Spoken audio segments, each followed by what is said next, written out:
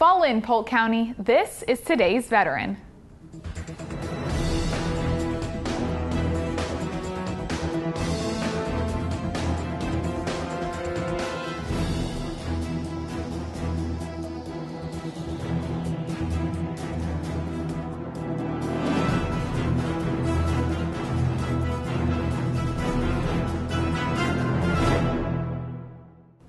Hello and welcome. I'm Kate West, filling in today for Chris Drummond. In this episode, we talk to representatives from 5 different organizations serving Polk County veterans and their families. We'll also hear from Chuck Giffin and James Warf in our War Stories section. But before that, I'll give you an update on the latest in veteran news and events from your community and around the country. Prepare to copy, Polk County. Your sit rep is to follow.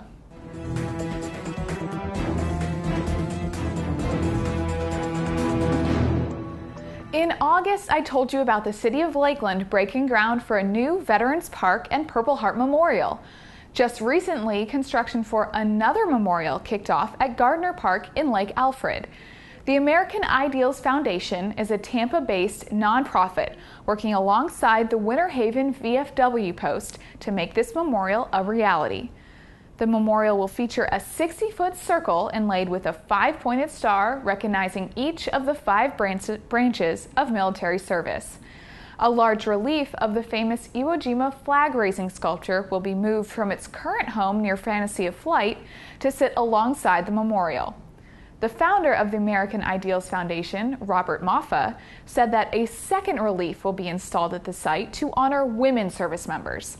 The goal is to have the park and memorial completed by this Veterans Day in November. Earlier this month, the Bureau of Labor Statistics released unemployment data for veterans for the month of August. The unemployment rate for all veterans is down to 6.6%, well below the national non-veteran average of 8%. Unfortunately, the unemployment rate for post-9/11 veterans is up to 10.9%, the highest in 3 months.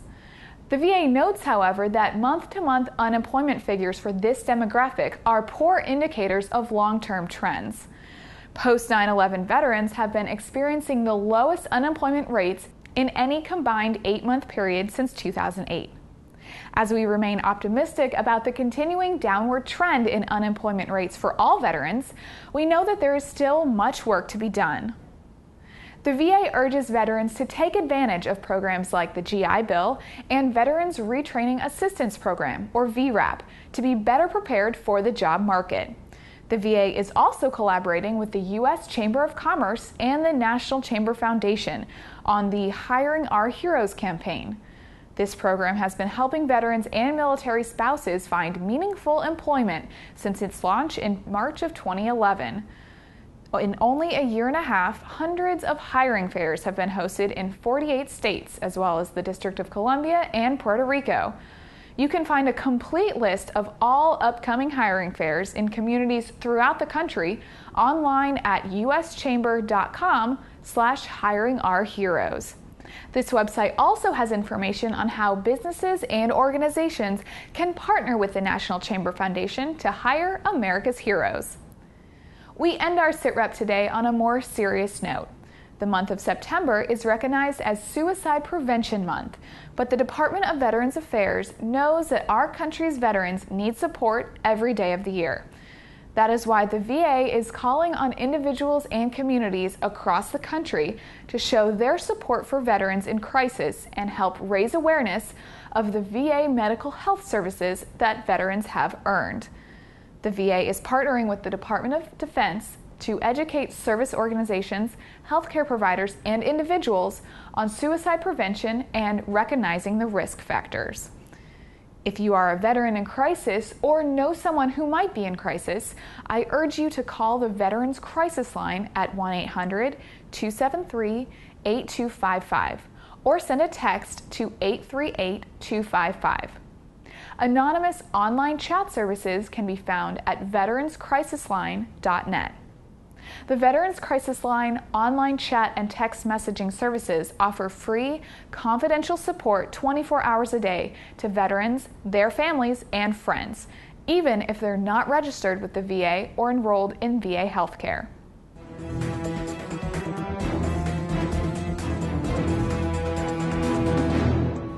This is today's veteran. My name is Mike Mason. I'm the host and your Veteran Services Supervisor. And today we've got some of our commanders and members of the service organizations in Polk County. We're going to be going over what they are, who they are, and what kind of services they provide to the veteran population here in Polk County. First of all, we've got Gary Clark with Polk County Veterans Council. Next, we have Mr. John Weems, who is the commander of the American Legion in Winter Haven. Then we have Frank Cisco. Yes. Frank is with the AmVets in Lakeland. Right. Colonel Clark, could you tell us a little bit about your organization?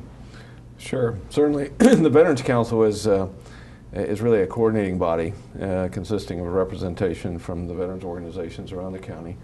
And what we try to do is be a conduit, if you will, for activities that involve multiple veterans organizations or activities that tend to focus on veterans.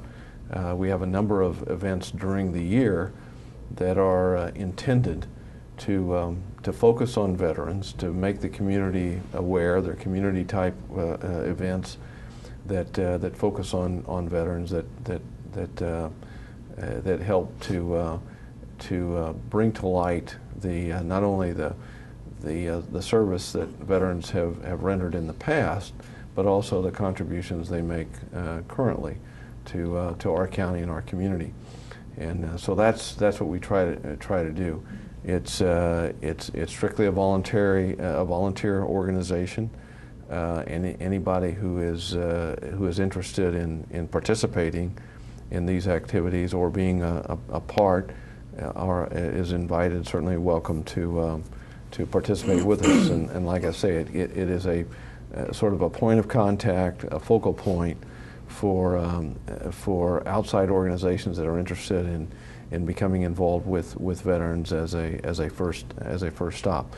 And in addition, what we try to do is for organizations that are interested in contacting veterans that have particular experiences, for example, World War II experiences or whatever.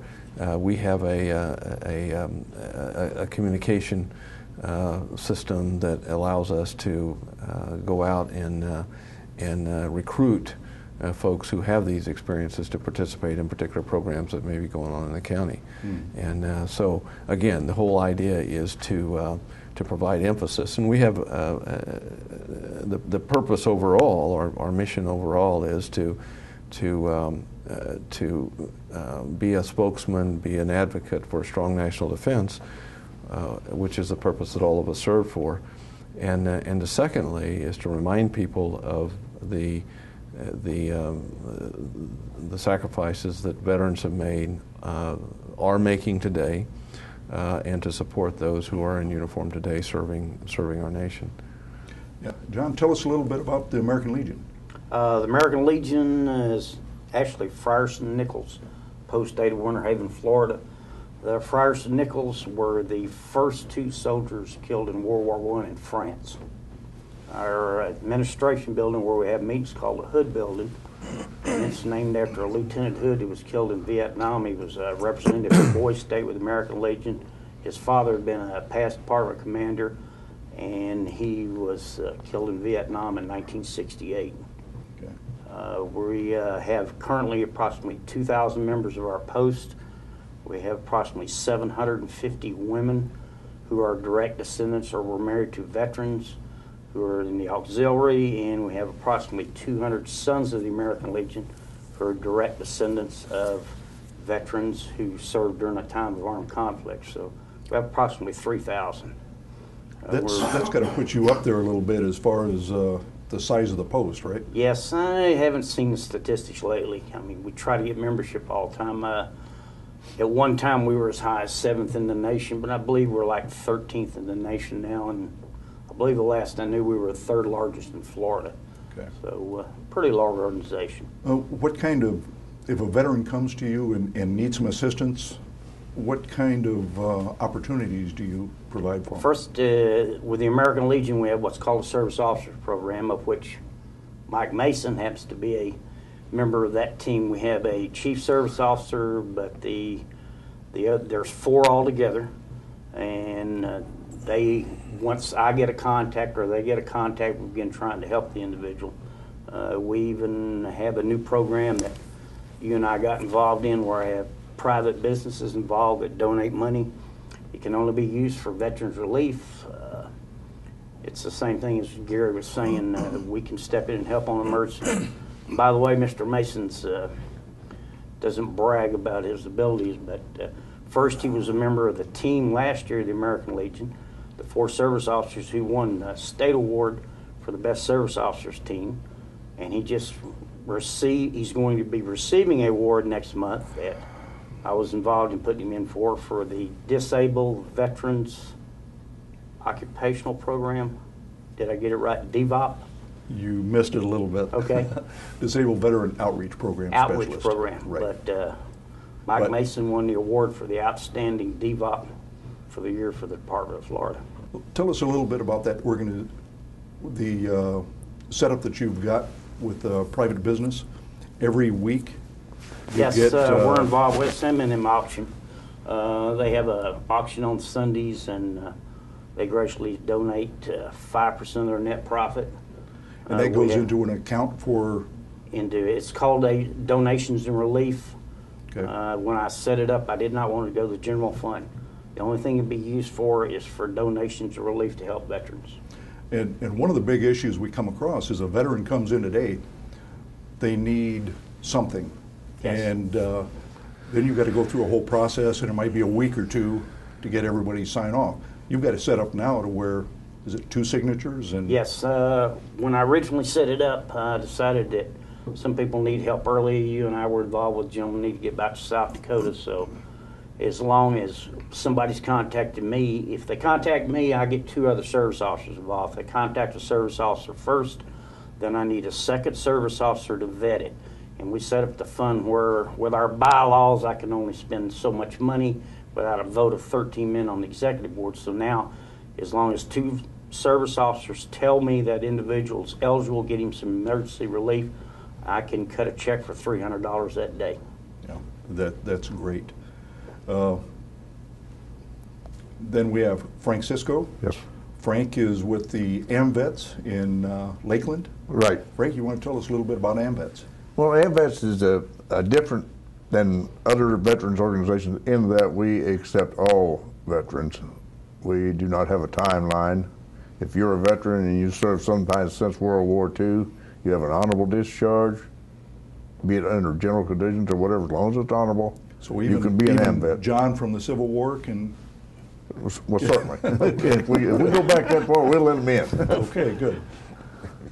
So, we're much like any other veterans organization. We're there to help veterans and see that they get what they deserved.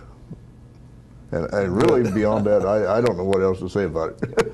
Yeah, it's a great organization. You guys work hand in hand with several other organizations. we work hand in hand with the Purple Heart. We've got the Ladies Auxiliary, of course, and then the Sons, and they're always doing fundraisers for Fisher House or Spinal Cord or whatever. Average probably at least one a month.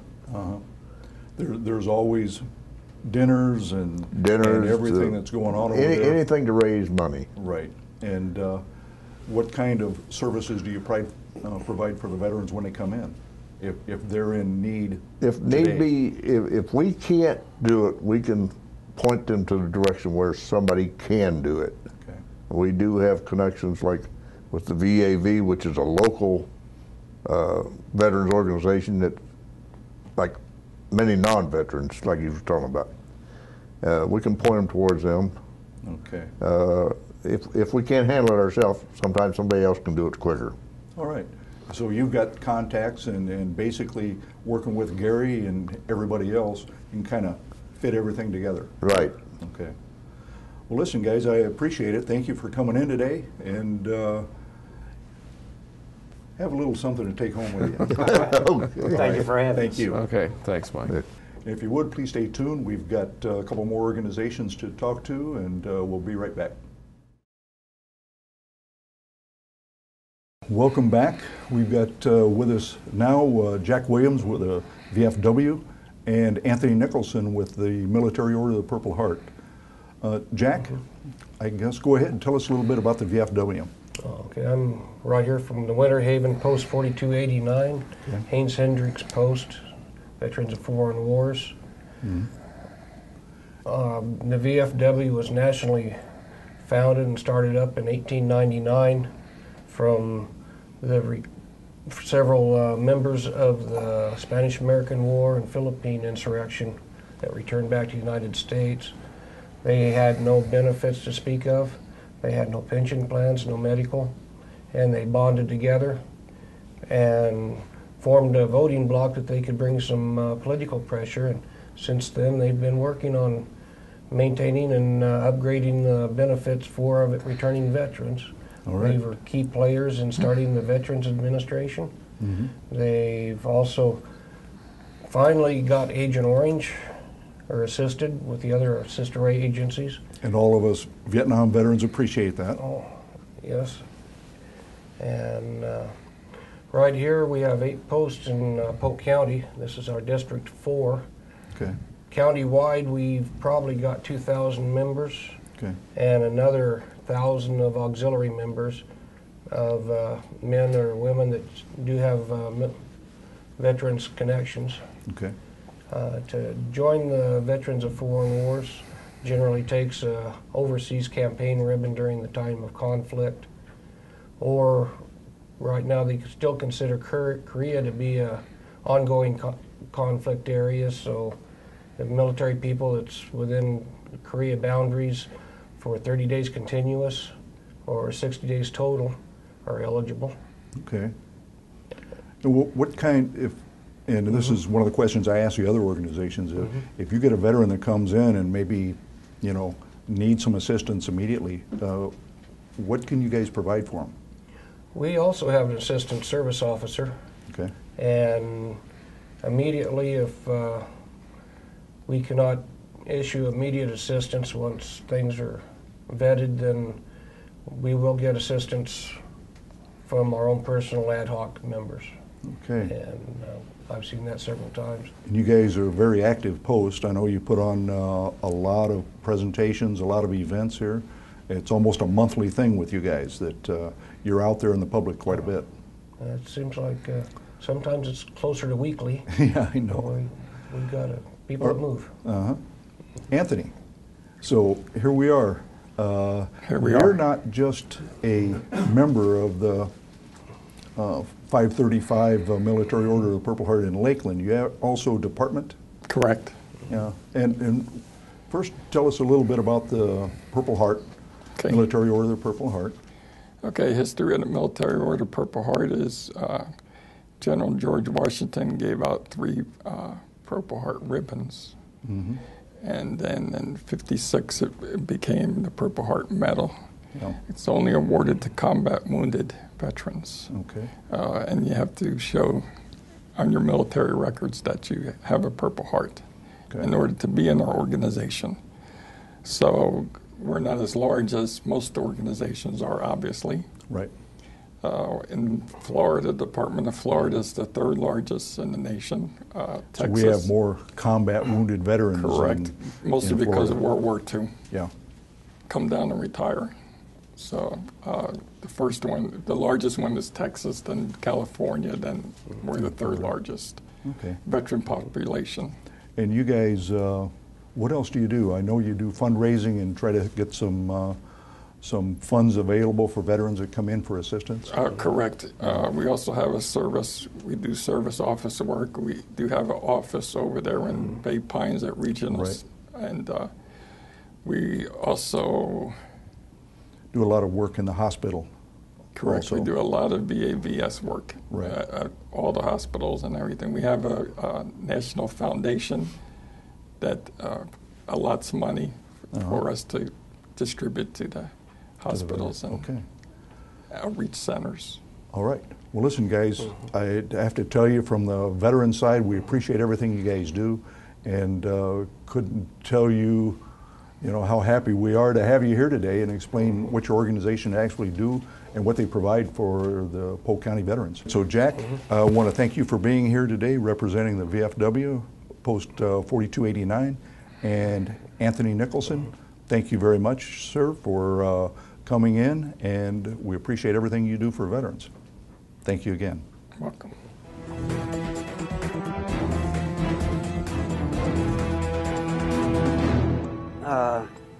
Like I say, my name is Chuck Giffin. I joined the Marine Corps in 1961.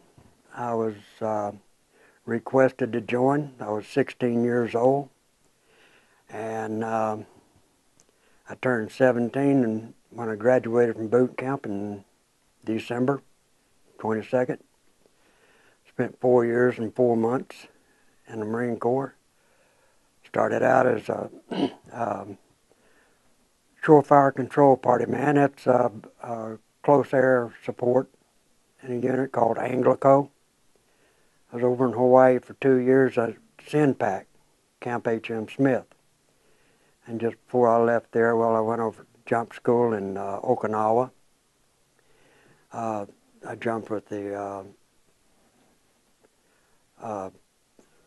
Marine Corps Recon. I trained with SEALs, and I jumped 32 times in 4 years. Went to Thailand and jumped with the 173rd over there for a mass political jump to show them that we can all get together and get along. I went to Santo Domingo on the uprising down there. Almost had a combat jump there, but a Navy lieutenant flew in on a helicopter and turned the landing lights on before we got there. And that made the 82nd Airborne Division pretty mad. Basically, I was a forward air controller, calling in airstrikes and naval gunfire strikes. I didn't get into Vietnam, but I spent quite a bit of time in Thailand, doing things with the airport, what do you call them? The no-goes, the Air America, you might say. I got out after 4 years and 4 months, and I'd like to say, give you something funny to do, but I had no funny parts in the Marine Corps. Well, when I was in Marine Corps we used a hand crank generator for an Angler 9. It's like a Model T to a brand new Ford, you know. There's no comparison to when I was in there as far as equipment. They're technology is so far ahead of what we were doing, but still it's the same thing. It's a grunt looking that man dead in the eye and making a snap decision whether you come home or not. That will never change, no matter what you do, no matter how much equipment they give you. Well, I guess the best thing to do is to start right after high school. I had enlisted into the United States Coast Guard in 1970. I was stationed in, I went through basic training in Cape May, New Jersey. After basic training, I was stationed in Governor's Island, New York, aboard the Coast Guard cutter Gallatin. It's a 378-foot high endurance cutter, and we patrolled the North Atlantic, mainly patrolled the North Atlantic. And I think one of the things I remember most about the Coast Guard, especially at Governor's Island, I was able to see the completion of the World Trade Center. And it really hit home with me when it was destroyed, because I was also getting close to the end of my career, working for 30 years for Atlantic City Electric. And getting back to the Coast Guard, it gave me a win for a lot of my life, So the military, and I'll tell everybody that people that come along and say, hey, you know, I can't afford college, I can't afford to go to school. Well, if you go into the military in any branch, I'm not, you know, saying one's better than the other. They're all equally justifiable, good ventures to get into. And our good old government will give you plenty of education. And some of it's, you know, the education of hard knocks. And but it was a good platform for me. I came from the inner city kid, didn't have a whole lot of money, so it gave me at least an insight to the world too. You know, and I found out the world is a lot bigger place than I ever imagined it to be when I was only a high school kid. I got to travel all over. I went as far north as the Baltic Sea with the Coast Guard. You know, I visited up and down the coast of Canada, to Halifax, Newfoundland. I can't think of where else, but you know, it was just a great, great place to get a great education. I got out. I got right away. I got an apprenticeship with EI DuPont. I spent 4 years there, 5 years almost, and then I spent 30 years with Atlantic City Electric. And I retired down here a few years after that, and bought a home here in Winter Haven. Got a real good deal on a park. It's a senior park. Never thought I'd be saying I'm a senior, but here I am. One of the senior citizens of Florida.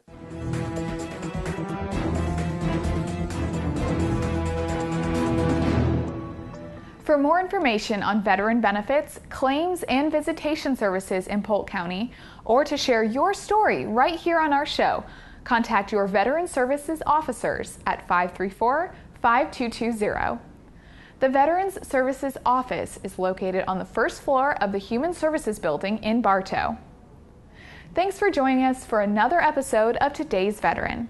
Next month, we will be joined in the studio by Charles Bartels, a gentleman who retired from the U.S. Air Force after serving in World War II and the wars in Korea and Vietnam. Until then, I'll see you in the trenches.